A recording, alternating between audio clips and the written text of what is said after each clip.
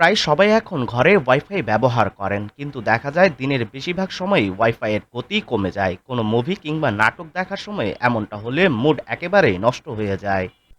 তবে এমন কিছু কৌশল আছে যেভাবে ওয়াইফাইয়ের গতি দ্বিগুণ বাড়িয়ে নেওয়া যায়। এজন্য রাউটারকে ঘরের একেবারে মাঝামাঝি অবস্থানে রাখুন, এতে চার দেয়ালেই সমানভাবে নেটওয়ার্ক ছড়িয়ে পড়তে পারে। এছাড়াও সিঙ্গল ব্র্যান্ডের বদলে ডুয়াল ব্র্যান্ডের রাউটার নেওয়া জরুরি।